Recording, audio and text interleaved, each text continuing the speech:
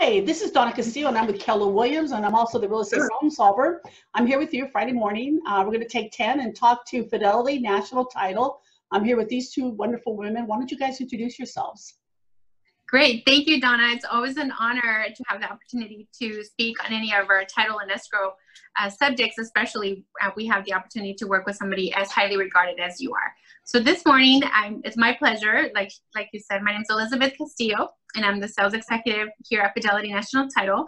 And it's my pleasure to introduce our very own branch manager, the expert when it comes to specifically the topic that we're going to be speaking about. So almost 30 years of experience and very personable, and she's taken time out of her busy schedule to join us this morning and let us know this very valuable and important information. Hi, I'm Bridget Harrigan, Fidelity National Title. I am the manager of the Gateway branch. Thank you, Bridget and Elizabeth. Thanks for taking time out. Sorry, my phone was ringing. I don't want that to happen. And so we're going to be talking about common ways of holding title in California. And this is a topic that has always confused me. And I've owned 8 different houses. I move a lot. And every time they've asked me, it always confused me. And if it's confusing me still, I'm sure it's confusing a lot of people out there. So Fidelity National Title gave me a great sheet that explains 6 ways to hold title with some descriptions. But I still had some questions for you, Bridget and Elizabeth, on these 6 ways of holding title. So, and just to remind everybody, we're just going to be talking about what these terms mean. To get, if you're wondering how to hold title, you should definitely talk to your lawyer and get some legal recommendations. So the purpose of right now is really to just understand the terms and give you a basic understanding of what it means to hold titles in these 6 different categories. So Bridget, why don't you review them and tell them a little bit about us, and then I'll ask questions as we go along, okay? Sure, I'd love to. As I said, I'm Bridget, an escrow officer. We get asked this question a lot, both borrowers and buyers, new buyers, which I know you work with quite a bit. How do I hold title on my property when I'm purchasing a new property? There's several different ways.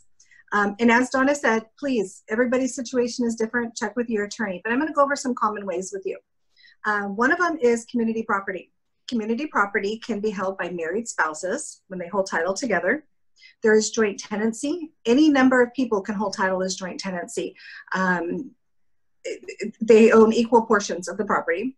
Tenancy in common. Tenancy in common is something that can be held by individuals, married couples, or a combination of both. And when you have a tenancy in common, you could actually divide up your interest in the property. For example, husband and wife can own 50%, and 2 other people can each own a different portion. We do see on a lot of investment properties that partnerships, LLCs, and corporations are holding title. So again, you know, when we have investment properties, is mostly when we see that. Another really common one is trusts.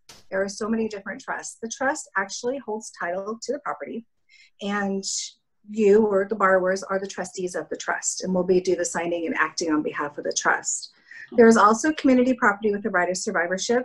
Again, for married couples only, but it does have the right of survivorship, meaning if something happens to one person, the property will automatically go to the other person, along with preparing a few documents, affidavit, certified death certificate. So those are just the basics, but I know ask me a question. I was going, questions are going flying through my head right now. So we're married, and I know it could be male, female, or same-sex marriages now that everything's recognized in the state of California, and I think nationwide, which is great. But in the community property, and then there's community property right of survivorship. What's the key difference between those two? Well, they're both for married spouses, and you know what, they're pretty similar. As far as same-sex marriages, as you mentioned, husband and husband, wife and wife, they can hold title however they prefer. They can do community property or joint tenancy as well. Again, the right of survivorship means that it can automatically be taken over by the other person. And so just recording an affidavit. Okay, so that's the main difference, because in a community property, it wouldn't automatically happen, or would it automatically happen? Okay, you're going to need to cut, because I am honestly not 100% sure on that. Well, good, and that's why we ask for lawyers, right? And that's why we ask lawyers. Oh, that's great. I'm glad. That's fine. One question for my lawyer already. On any of these different ways of holding title, is there any kind of tax benefits or anything like that that would make a difference and make you want to choose one over the other? You know, I really can't advise as far as taxes go. Everybody is different. Everybody's property, everybody's estate is a little bit different. That's something you're going to want to ask your attorney or even your CPA. Your CPAs are very resourceful with this. Also, and I know we sent the form over to Donna, there is a great resource sheet that if you reach out to her, she'd be more than happy to send over to you. And the sheet goes through and it talks about these different ways of holding title and what happens, for example, in divorce, in death, if you need to divide the property up. It's a great reference sheet as well for you. It is, and it did answer a lot of questions. Just didn't answer, you know, all of them. Yes, yeah. It did answer. You did answer the divorce question, and as a single married woman, that one, which I am, that one's not really listed here. But when you're single, that's usually the way you hold title, right? As a single, you can hold at. There's a rule of thumb, but it's not set in stone. If you're unmarried or if you're single, either way would be fine. But just know, for example, if you're holding title as an unmarried woman with nobody else in title with you, again, check with your attorney, but you would need a backup plan, some sort of estate planning setup because your property could possibly go into probate. Probate. Yes. I know we should always ask a legal expert on this, but probate, everyone should have a living trust. If you own a home, have a living trust. It'll save your family money if something unfortunately happens to you or your spouse. But can you say a little bit about probate, or is that a little bit out of bounds? Because we should probably talk to. Well, I can tell you what I know. Okay. We don't get involved in the actual probate portion of it. Okay. We just know they're going through probate. And so if, for example, somebody is entitled by themselves and there is no other person in title that can actually take over through a joint tenancy, they would need to seek the assistance of an attorney. Okay. I'm not sure the cost, I'm not sure the time frame, but I'm seeing up to 60 days. And what happens is the attorney notifies heirs. There's a whole procedure they do behind the scenes, but they have to notify heirs and all that good stuff. Then it gets signed off by the courts. And once the judge signs it off, he's giving an administrator to that estate. He's making an administrator to that estate. They will issue letters of testamentary or letters of administration and give it to us. And from there, we can transfer title. Okay. But also another process, right? So it's really important to be holding title, avoid probate by having a trust. And if we step back, what's the purpose of working with a title company and getting title insurance? Why don't we say a little bit about that right now? Okay, we run the property. We check the property. We look behind the scenes on the property. We make sure that all the current mortgages, liens, taxes are up to date for you. You're not blindly taking on a property, so for example, say I own a property and I have a tax lien, okay, an IRS lien, for example, or child support lien.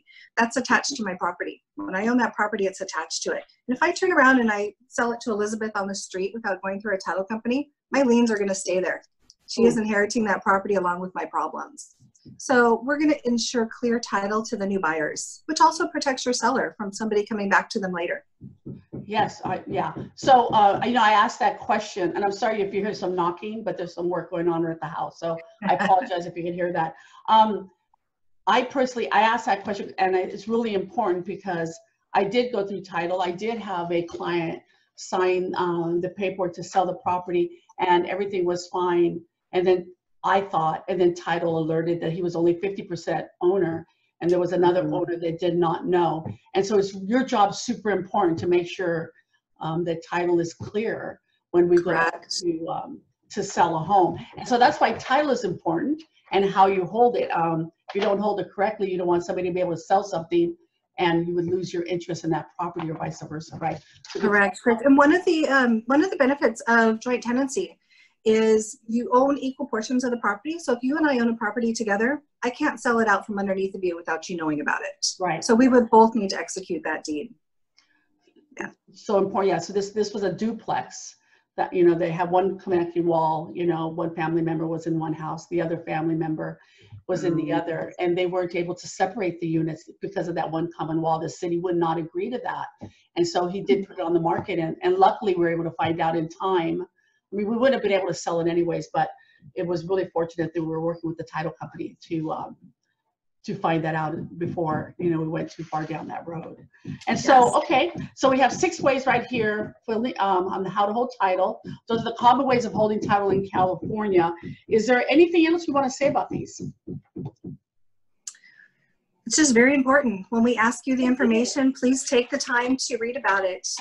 When you open up escrow, I know just like you, when you have your buyers and your sellers, we'll provide you with this information up front. Do a little bit of research. Just know what you're getting into, know the way you're taking title. It's very important. Yeah. No, it's really an important topic, and I know I'm a little clearer now, but it seems like every transaction is a little bit different, and we're always learning, right? And so I want to thank. We all are. And I want to thank Bridget for coming. They're both from Fidelity National Title.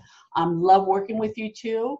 And I hope that anybody that listens to this gets a little bit of information out of it. If you feel like you want more information, I got this great sheet, if you can see it, and it was forwarded to me from Fidelity. It gives you some information on common ways of holding title. So feel free to reach out to me. I'm more than happy to provide this. You can reach out to Elizabeth or Bridget, and they can send it out to you as well. Do you want to give your contact information really quick, Bridget, just in case? Yes, Fidelity National Title. We're down on Gateway, and my phone number is 408-437-4313. And my email is bridget.harrigan@fnf.com. Thank you so much. Okay, everybody have a great Friday, and I appreciate it. Thanks for taking time with us. Have fun. Bye-bye. Thank you.